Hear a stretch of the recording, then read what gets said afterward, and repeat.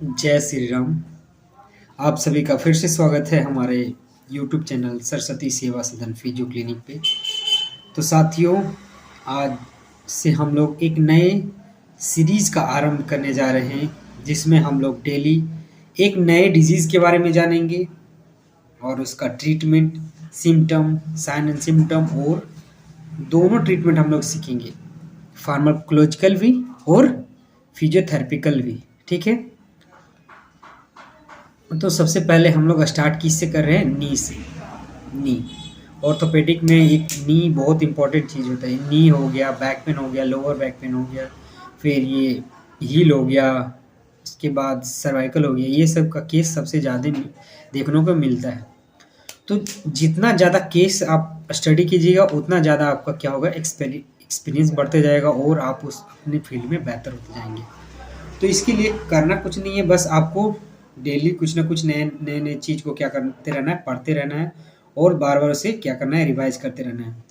तो जैसा कि आज हम लोग क्या जान रहे हैं, नी पेन के बारे में। नी पेन, तो सबसे पहले हम लोग जानेंगे कि नी पेन का काउज क्या है, मतलब नी पेन किस किस तरह से हो सकता है।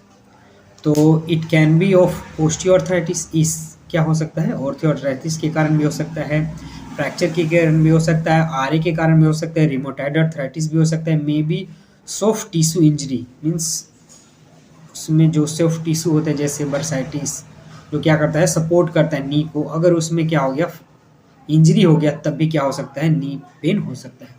तो सबसे ज़्यादा ये सॉफ्ट टिश्यू इंजरी किसको होता है, तो स्पोर्ट्स पर्सन को होता है। क्यों? क्योंकि उनको हमेशा क्या होना रहता है, दौड़ना रहता है।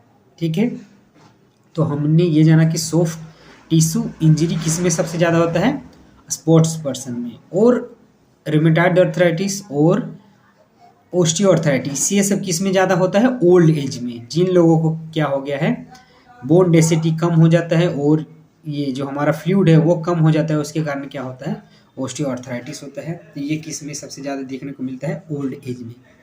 ठीक है, और फ्रैक्चर ये सब तो कॉमन है, उसके कारण भी क्या होता है, पेन हो सकता है। तो इसका ट्रीटमेंट हम लोग कैसे कर सकते हैं, दो तरीके से कर सकते हैं, एक फार्माकोलॉजिकल, एक फिजियोथेरेपिकल।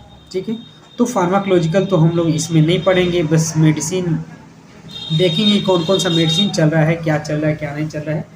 और इसके अलावा हम लोग कर सकते हैं फिजियोथेरेपिकल ट्रीटमेंट। तो फिजियोथेरेपिकल ट्रीटमेंट में हम लोग क्या क्या उसको दे सकते हैं। तो सबसे पहले हम मशीन के बारे में बात करेंगे। तो मशीन में हम लोग क्या क्या दे सकते हैं, अगर हम बहुत ज़्यादा पेन है तो क्या करेंगे, सबसे पहले पेन को कम करने का प्रयास करेंगे। तो पेन को कम करने के लिए हम लोग क्या दे सकते हैं, टेंस दे सकते हैं, हॉट पैक के साथ दे सकते हैं। उसके बाद आईएफटी दे सकते हैं, वो भी क्या करेगा, इंजरी को इम्प्रूव करेगा। अगर पार्टिकुलर क्या है, पार्टिकुलर पॉइंट पे क्या है, मान लीजिए कि ये नी है, क्या है, ये नी है, और इसमें क्या है, पार्टिकुलर पॉइंट पे अगर पेन है किसी पार्टिकुलर पॉइंट पे, तो हम इसमें लेज़र भी क्या कर सकते हैं, दे सकते हैं। तो मेनली हम लोग मशीन में सबसे ज़्यादा क्या यूज करते हैं, टेंस यूज करते हैं, आईएफटी यूज करते हैं, हॉट पैक के साथ। ये सब हम क्या करते हैं, यूज करते हैं किसमें, फिजियोथेरेपिकल ट्रीटमेंट में।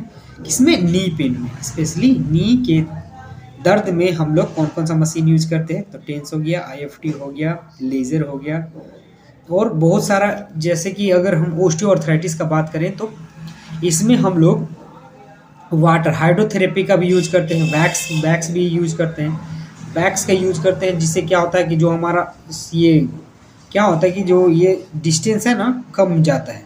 क्यों? क्योंकि इसमें से जो फ्लूइड है वो कम गया है। तो कम होने के कारण क्या होता है कि ये बहुत ज़्यादा ग्रिप करता है। तो जब हम वैक्स को अप्लाई करते हैं तो क्या करता है, इसको मतलब सॉफ्ट करने का काम करता है वैक्स, और ये इसके कारण हमारा क्या होता है, नी का पेन कम होता है। और हम हाइड्रोथेरेपी बता रहे हैं, तो हाइड्रोथेरेपी क्या होता है, वो वाटर से हम लोग क्या करते हैं, ट्रीटमेंट करते हैं, स्पेशली किसमें, आरए में और ओस्टियोआर्थराइटिस में। तो जिन पेशेंट को क्या होता है, जिन पेशेंट को क्या है, आरए है और ओए है, तो इस उनमें हम क्या करते हैं, एक पूल होता है, टैब पूल होता है, बड़ा सा पूल होता है। पूल में क्या करते हैं, हम पेशेंट को मतलब चलाने का क्या करते हैं, प्रयास करते हैं, पेशेंट को चलाने का प्रयास करते हैं। वो भी क्यों? क्योंकि जो वाटर है वो रेसिस्टिव फोर्स लगाएगा और हमारा ये रेसिस्टेंट के काम करेगा क्या, वाटर, और जिससे क्या होगा कि हमारा मूवमेंट होगा लेग का, तो इसमें क्या होगा, पेन को हम लोग क्या कर सकते हैं, इस तरीके से रिड्यूस कर सकते हैं। तो ये कुछ तरीके हमने आपको बताए हैं, ठीक है। तो अगर किन्हीं को ये वीडियो अच्छा लगे तो प्लीज़ लाइक सब्सक्राइब करें। आप सभी का बहुत बहुत धन्यवाद। जय श्री राम।